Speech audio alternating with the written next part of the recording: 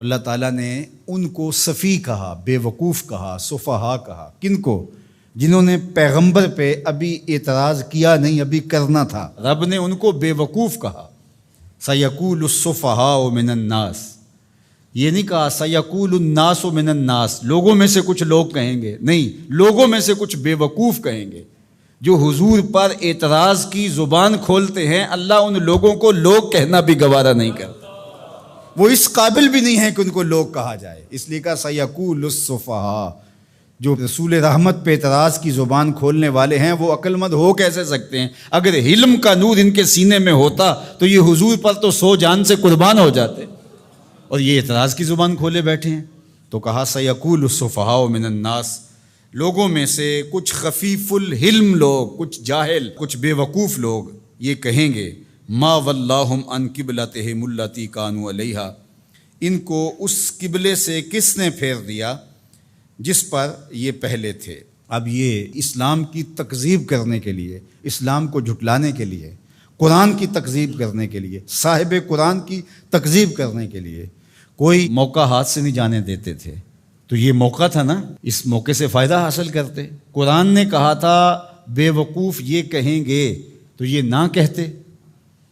قرآن نے کہا تھا کچھ بے وقوف یہ اعتراض کریں گے، یہ کہتے ہم نہیں کرتے۔ قرآن نے کہا ہے کہ اعتراض کریں گے، لاؤ کون ہیں جنہوں نے اعتراض کیا؟ لیکن وہ بے وقوف کاہے کا جو عقل کی بات کر جائے۔ تو اس لیے اللہ تعالیٰ نے کہا کہ لوگوں میں سے کچھ بے وقوف کہیں گے ما وَلَّاهُمْ عَنْ قِبْلَتِهِمُ الَّتِي كَانُوا عَلَيْهَا، ان کو اس قبلے سے کس نے پھیرا جس پر وہ تھے۔ ما وَلَّاهُ، وہ چیز کیا تھی؟ یہ ایک سطحی اعتراض ہے۔ قبلہ کیا ہے؟ قبلہ جائے توجہ کو کہتے ہیں، ایک جہت ہے جس کو متعین کر لیا جاتا ہے۔ سجدہ قبلے کو نہیں ہے، سجدہ کعبے کو یا بیت المقدس کو نہیں ہے، سجدہ تو رب کو ہے۔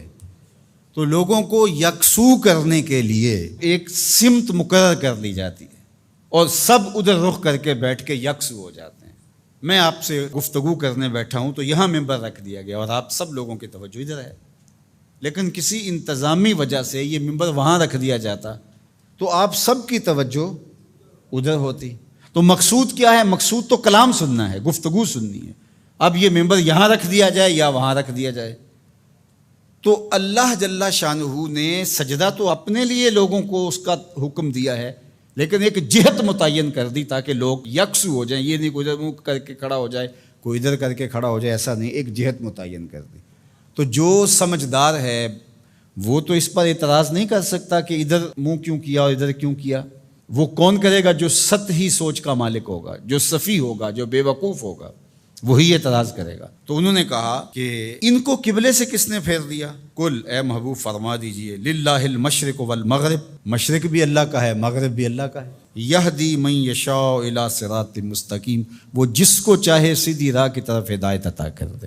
مشرق اور مغرب کا کیا تعلق ہے؟ یہ تو اللہ کے ہیں، مشرق بھی اس کا، مغرب بھی اس کا، پورب پچھم اسی کے ہیں، یہ شرق و غرب اسی کے ہیں، جہاں وہ کہے گا ہمارا سر وہاں جھک جائے گا۔ وما جعلنا القبلۃ التي كنت عليها الا لنعلم من يتبع الرسول ممن ينقلب على عقبيه، اور ہم نے قبلے کے معاملے کو جس پر آپ تھے، یعنی مسجد اقصی، الا لنعلم، تاکہ ہم آزمائیں، من يتبع الرسول ممن ينقلب على عقبيه، ہم دیکھنا چاہتے تھے کہ رسول کی اتباع کون کرتا ہے، یہ ہم دیکھنا چاہتے تھے۔ اللہ کو تو پتہ تھا بالآخر یہ قبلہ بنا ہے، تو جب حضور مکے سے ہجرت فرما کے مدینہ تشریف لائے تو اللہ اپنے محبوب سے کہہ دیتا کہ محبوب رخ ادھر کر لو، یہ یہودی اعتراض کریں گے، تو اللہ کے محبوب رخ ادھر کر لیتے، یہ تحویل قبلہ کا واقعہ ہی روپ پذیر نہ ہوتا۔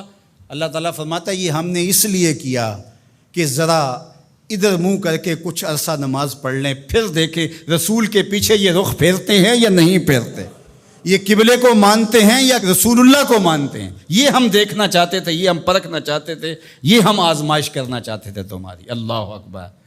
اب دیکھو دوہری آزمائش تھی صحابہ کی، بالخصوص جو مہاجرین تھے، وہاں سے ہجرت کر کے مدینۃ المنورہ آئے تو وہاں کعبۃ اللہ سامنے ہوتا تھا نماز پڑھتے ہوئے۔ اب جہاں سے بندہ آیا ہو اس وطن معلوف کے ساتھ ایک الفت کا رشتہ ہوتا ہے، اس لیے اسے وطن معلوف کہتے ہیں۔ اب ان کا دل تو کرتا ہوگا ادھر رخ کریں، لیکن 16-17 ماہ ان کا امتحان لیا گیا ادھر پیٹھ کرو جدھر تمہارا جی چاہ رہا ہے۔ کیونکہ رسول کا رخ ادھر ہے، تمہارا رخ بھی ادھر ہونا چاہیے۔ اللہ اکبر۔ اب جب ادھر دل جمنے لگا اور بندہ مانوس ہو گیا اس قبلے سے، تو اب حکم ہوا نہیں، اب ادھر سے ادھر رخ پھیرو۔ پہلے ادھر منہ کرنا امتحان تھا، اب ادھر منہ پھیر کے رخ کرنا جو تھا وہ امتحان تھا۔ تو اللہ کہتا ہے ہم اس لیے یہ قبلے کے معاملے کو اس طرح بنایا ہے تاکہ ہم دیکھیں کہ کون جو ہے وہ قبلے کی اتباع کرتا ہے اور کون قبلہ نما کی اتباع کرتا ہے۔ ہم یہی دیکھنا چاہتے ہیں۔ یہ بہت بھاری کام تھا، لیکن جن کو اللہ نے ہدایت دی ان کے لیے مشکل نہیں ہے۔ قبلے سے پھر جانا، قبلے سے رخ پھیر کے دوسری جانب کر لینا، یہ کوئی اتنا آسان کام ہے؟ اللہ کہتا ہے یہ بھاری کام تھا، وزنی کام تھا، لیکن جس کو اللہ ہدایت دے اس کے لیے مشکل نہیں ہے۔ اور آپ تاریخ پڑھیں، کسی ایک نے بھی یہ نہیں کہا کہ یہ کیا ہوا، حضور کے سارے غلاموں نے رخ پھیر لیا۔